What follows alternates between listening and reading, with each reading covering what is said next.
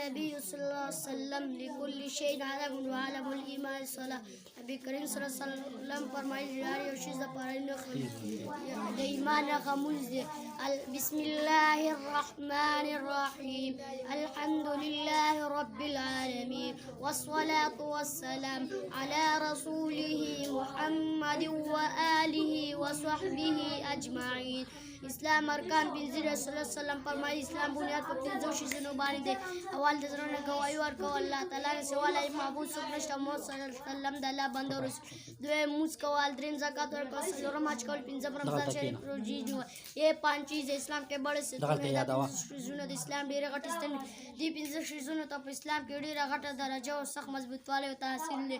د ټولو نه اول په خدای د هغه په رسول باندې ایمان راوړل ضروري او فرض دي. بغیر د ایمان نه د چا یو عبادت هم نه قبلي.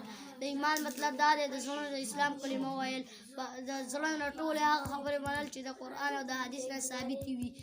اوله کلمه طیبه لا اله نشته د عبادت الا الله سوا له الله نه محمد رسول الله محمد صلی الله علیه وسلم د الله رسول.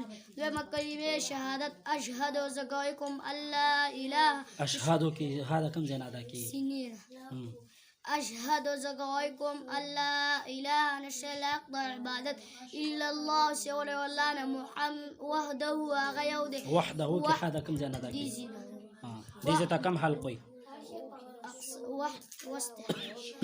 وحده هغه یو دی لا شریک له سبل څوک شریک نشته. واشهد زه ګواهي کوم ان محمد بشک محمد صلی الله علیه وسلم محمد صلی الله علیه وسلم عبده ورسوله الله بنده او رسول دی. کلمه تمجید سبحان الله پاک دی الله والحمد لله تمام حمدونه الله لپاره دي. لا اله نشته حق د عبادت الا الله سوا الله نه والله اکبر الله ډېر ذات دی. ولا حول ولا قوه نشته ګناهونو نه بچ کېدلو طاقت او د نیکۍ کولو توفیق او نه د نیکۍ کولو توفیق الا بالله مگر دا د الله د طرفه دی. الا علي لوی دی. څلورمه کلمه توحید لا اله نشته حق د عبادت الا الله سوا له الله نه سوا د الله نه وحده هغه یو دی لا شریک له سبل څوک شریک نشته. له الملک هغه لپاره بادشاهي ده وله الحمد هغه لپاره حمدونه دي.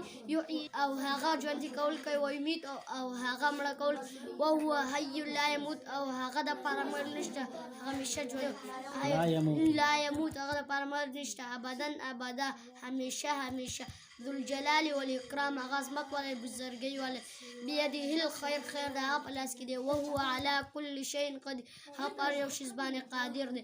پنځمه استغفار استغفر الله زه بخښنه غواړم د الله نه ربي چې رب زما د من کل ذنب د هغه ګناهونو ازمت او چې کړي مې دي عملاً په قصد باندې او خطا یاران په خطا شي سرا یا مې پټه کړي او علانیته واتوب الیه او یم په ښکاره کړي زه توبه وباسم هغه ومن الذنب الذي د ټوله ګناهونو د توبه وس اعلم چې ما ته علم ومن الذنب الذي يزر ټوله ګناهونو توبه لا اعلم چې ما ته علم نشته انك انت بشکت چې علام الغیوب ته بجنونکې د غیوب وستار الغیوب ته پټونکې د غیوب وغفار الذنوب ته ګناهونو معفول ولا حول ولا قوه نشته ګناهونو بچ کېدلو طاقت او نه د نیکۍ کولو توفیق الا بالله مگر دا د الله د لازم هغه چت شان ولا لوی دی.